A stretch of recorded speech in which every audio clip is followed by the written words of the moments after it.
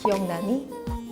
우리가 도토리로 열심히 사 모았던 미니홈피 글꼴로 싸이월드가 한 해 벌어들인 수입이 80억 원이었다는 거. 업계 최하위였던 현대카드가 전용 서체 UNI체를 개발하면서 업계 상위권을 탈환했다는 거. 그리고 지금의 배달의 민족을 잊게 한 것도 다 글꼴 때문이라는데, 오늘의 문화센터 주제는 바로 글꼴입니다.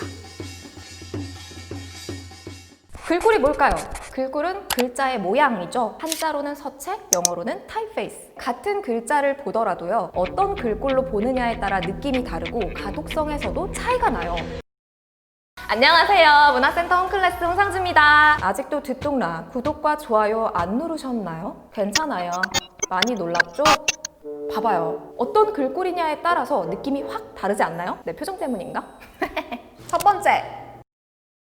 어떤 글꼴을 쓰느냐가 한 개인, 한 기업의 정체성을 보여주는 마케팅 요소가 되기도 합니다. 현대카드 같은 경우에는 그냥 마돈나라는 글씨만 써놔요. 하지만 사람들은 마돈나만 봐도 이거 현대카드에서 하는 슈퍼콘서트구나 이렇게 인식을 하게 되는 거예요. 그만큼 UNI체가 현대카드의 정체성이 됐기 때문이죠. 그리고 배민 같은 경우에도 20, 30대가 주요 고객층이잖아요. 그래서 뭔가 B급, 정맛 감성의 폰트를 무료로 배포하고 있는데, 사실 이 서체를 만든다는 거는 수년이 걸리는 작업인데도 이거를 이제 소비자들한테 무료로 배포하겠다라는 거는 그만큼 이 폰트, 이 글꼴이 기업의 정체성 그리고 기업의 브랜딩에 좋은 효과를 낸다라는 걸 기업이 인식하고 있다는 거죠. 두 번째.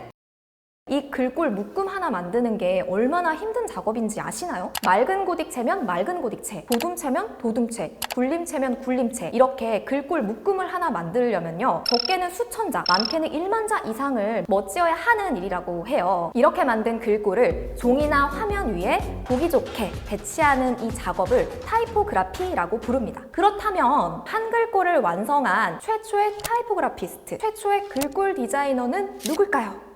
네, 바로 600년 전 세종대왕과 집현전 학자들입니다. 한글은 세계에서 유일하게 한 사람이 뚜렷한 목적을 갖고 디자인해 현재까지 살아남은 글자라고 해요. 바로 더 많은 백성이 읽고 쓸 줄 아는 글자가 나왔으면 좋겠다라는 목적이요. 알파벳만 하더라도 고대 상형 문자에서 왔다고 하는데 어떻게 전승이 되어 온 건지 아직 확인된 바가 없고요. 한자는 거북이 등딱지에 쓴 갑골 문자에서 태어났다고 전해지는데 반해 한글은 출처가 아주 명확하죠. 훈민정음의 상세한 해설과 사용 사례를 설명한 훈민정음 해례본을 보면요, 첫 장을 딱 보면 기역이 딱 있거든요. 근데 이 기역이 기역을 설명하는 다른 한자들을 압도해버려요. 이게 당시에는 어디에도 볼 수 없던 문자가 튀어나온 거예요. 기억 이렇게 해야 되나?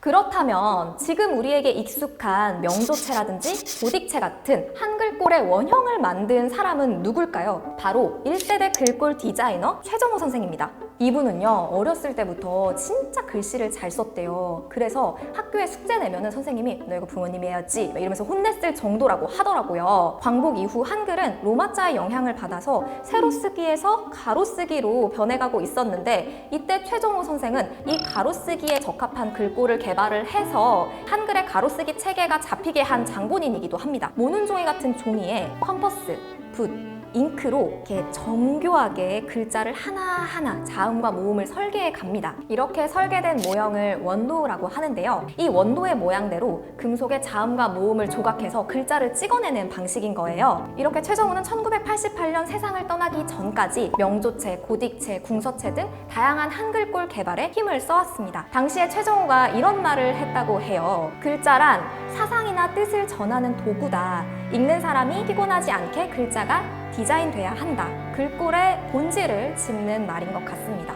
이때까지만 해도요, 글꼴을요, 정네모틀에 맞게 디자인을 하는 게 흐름이었다면은 90년대 이후부터는 이 정네모틀에서 벗어나려는 움직임이 생기기 시작합니다. 가장 대표적인 게 디자이너 안상수인데요. 이 안상수체의 안상수 다들 아시죠? 이 안상수체의 특징은 이 정네모틀에서 벗어나는 글꼴이 특징이에요. 그래서 탈네모틀 글꼴, 탈네모꼴이라고 불리기도 합니다. 종이책, 컴퓨터, 손전화, 전자책까지 이렇게 글꼴이 담기는 새로운 그릇이 생기면 그 그릇에 맞게 다양한 글꼴들이 지금도 계속 개발이 되고 있습니다. 그 중에서도 요즘에는 고딕체류의 글꼴을 많이 사용하고 있어요. 우리가 자주 사용하는 안드로이드라든지 iOS라든지 윈도우 모두 지금 기본 글꼴로 고딕체를 채택하고 있거든요. 이건 왜 그런 걸까요? 세 번째! 현재 사용되고 있는 글꼴의 수는 6,000종이 넘는다고 해요. 이 수천 종의 글꼴을 크게 두 갈래로 나누면은 바로 명조체랑 고딕체가 됩니다. 명조체와 고딕체의 차이는 이 부리가 있고 없고의 차이라고 보시면 됩니다. 부리가 뭐지? 새부리인가? 정답입니다. 혼자.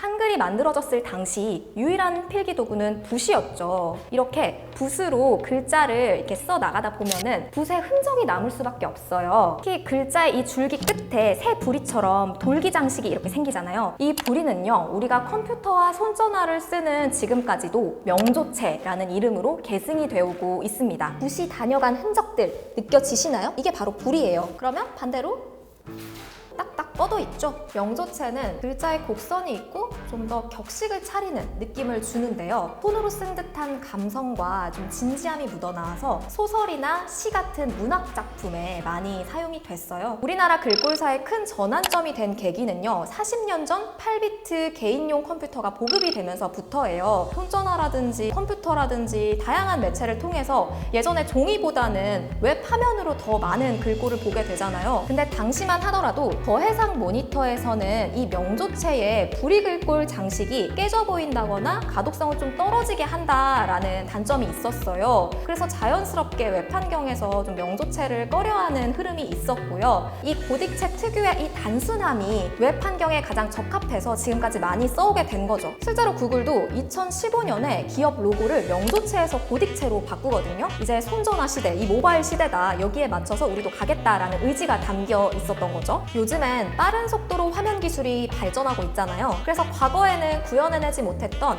다양한 글꼴의 아름다움을 이제 우리가 화면으로 볼 수 있어요. 그러면서 감성 천재, 옛 한글과 닮은 명조체가 주목을 받을 시기가 되었습니다. 네 번째, 네이버 문화재단에서 진행하고 있는 네이버 한글 아름답게 마루 프로젝트도 바로 이 명조체에 주목하고 있는데요. 네, 지금 이건 광고입니다. 광고긴 하지만 정말 좋은 취지의 캠페인이라 우리 회원님들에게 소개해드려도 괜찮겠다라는 생각이 들었어요. 전 8년부터 네이버 한글 아름답게라는 캠페인을 통해서 다양한 글꼴을 개발해 무료로 배포하고 있어요. 여러분, 나눔 글꼴 아시죠? 써본 분들 있을 텐데 이 나눔 글꼴이 네이버에서 만든 거고 2018년부터는 마루 프로젝트라고 해서 한글꼴에 바르고 높은 뜻을 올곧게 읽겠다는 바탕 생각으로요. 우리가 지금까지 명조체라고 불러왔던 이 글꼴을 디지털 화면에 맞게 멋을 지어서 마루부리라는 글꼴의 이름으로 배포하겠다는 계획을 세우고 있어요. 이 명조체라는 뜻 자체가 중국 명조 시대에 쓰던 서체라는 의미를 갖고 있기 때문에 한글꼴의 이름으로 맞지 않는다라는 뜻으로 부리글꼴이라고 이름을 지었다고 해요. 실제로 최정호 선생도 생전에 이 명조체를 좀 다른 이름으로 바꿨으면 좋겠다라는 이야기를 한 적이 있거든요. 화면용 부리글꼴은요, 어떤 해상도에서도 균형을 잃지 않는 부리의 모양과 크기, 화면이나 글꼴 크기가 작아도 불편해 보이지 않을 글자의 넉넉한 속공간을 갖게 하는 게 관건인데요. 이번에 시험판으로 출시되는 마루부리 글꼴은 기존의 부리글꼴보다 글자의 속공간은 넓히고 부리꼴은 곱고 뚜렷하게, 그리고 글자의 가로줄기와 세로줄기의 굵기 차이는 줄여서 제작이 된다고 합니다. 이 모든 게 모바일이나 웹 환경에 더 잘 보일 수 있게 만든다는 거죠. 마루부리 글꼴은 만들어지는 과정이 조금 특별해요. 글자에 멋을 짓는 글꼴 디자이너와 글자를 사용하는 사용자가 함께 만들어가는 글꼴인 건데요. 디자이너가 글꼴을 지으면 사용자가 사용성 조사에 참여해서 서로 의견을 나누고 공감대를 넓혀가면서 글꼴을 만들어 나가는 거죠. 참고로 이 마루 프로젝트의 총괄 디렉터가 누구냐면요, 디자이너 안상수입니다. 10월 7일 시험판 마루부리 글꼴이 무료로 배포되고 있는데요. 네이버에 한글 아름답게를 검색하면 사이트가 나오는데요. 이 사이트에서 다운로드 받으실 수 있습니다. 이번에 배포되는 마루부리 글꼴도 저작권의 자유로운 무료 글꼴입니다. 오늘은 한글날을 맞아서 한글 글꼴에 대해 이야기해봤는데요. 이렇게 알고 글자 하나하나를 보니까 더 재밌지 않나요? 글꼴은 글자 자체의 멋있음도 멋있음이지만 글을 쓰는 사람의 의도나 뜻이 잘 전달돼야 하고 글을 누가 읽든 잘 읽히게 만드는 실용성까지 겸비해야 한다는 점에서 한편의 종합예술이 아닌가 싶어요. 글꼴 디자인은 그 어떤 디자인보다 수명이 긴 디자인이라고 해요.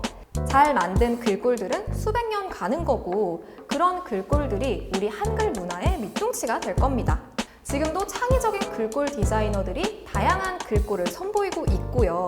이런 흐름 속에서 한글의 아름다운 멋을 요즘 시대에 맞게 계승하려는 움직임들이 더 다양하게 나왔으면 좋겠네요.